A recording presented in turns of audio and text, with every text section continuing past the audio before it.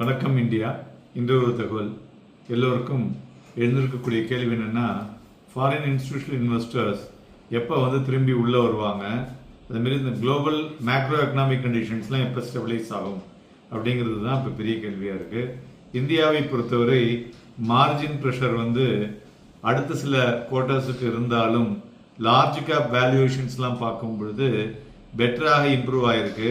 அதனால் risk reward to ratio for investors பார்த்தோம்னா medium term பெட்டராக இருக்கக்கூடும் என்ற எதிர்பார்ப்பும் இருக்குது.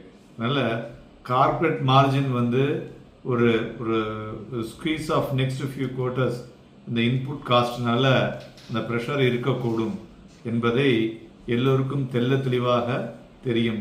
இருந்தாலும் நிஃப்டி ஏர்னிங்ஸ் பார்த்தோம்னா இந்த ரெக்கவரி பெட்டராக தான் இருந்து கொண்டிருக்கிறது.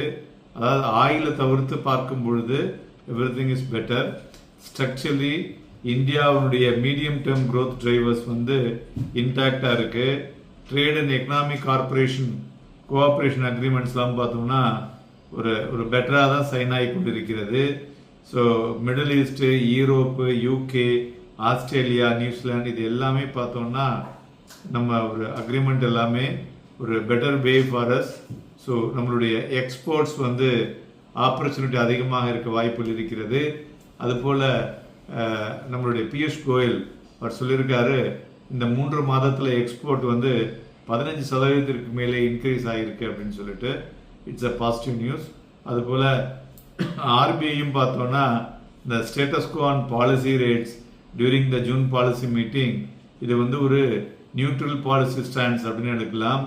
So supporting growth while maintaining policy flexibility அப்படின்னு சொல்லலாம். ஸோ இது மாதிரி இருக்கும் பொழுது எந்தெந்த செக்டார்ஸ் நம்ம ஒரு பெட்டராக இருக்கும் அப்படின்னு பார்த்தோம்னா மார்க்கெட் இந்த வாலட்டிலிட்டி கண்டினியூ ஆகிக்கொண்டே தான் இருக்கக்கூடும். அதனால் ஸோ இந்த ஒரு டெஃபினட் சைன் ரெண்டு பேரும் யூஎஸும் ஈரானும் பண்ணணும். ரெண்டு பேரும் அப்பப்போ பார்த்தீங்கன்னாக்க ஒவ்வொரு நாளைக்கும் ஒவ்வொரு விஷயத்தை விட்டுக்கிட்டு இருக்காங்க. ஸோ அந்த சேஞ்சஸ் ஆயிடுச்சுன்னா அதன் பிறகு ஒரு பெட்டர் கிளாரிட்டியோட சந்தைகளோட மூவ்மெண்ட் இருக்கக்கூடும். ஸோ இந்த ப்ரெசன்ட் கான்ஃப்ளிக்ட் பார்த்தோன்னா ஒரு யூஎஸ்னுடைய கிரெடிட்டபிலிட்டியே போன மாதிரி இருக்கு. ஸோ அதனால் எஃப்ஐஐ ஸ்ட்ரக்சரல் க்ரோத் ஸ்டோரியில் திரும்பி இந்தியாவுக்கு வருவது ரொம்பவும் அதிகமாக இருக்கும் என்று எதிர்பார்க்கலாம். நன்றி, வணக்கம்.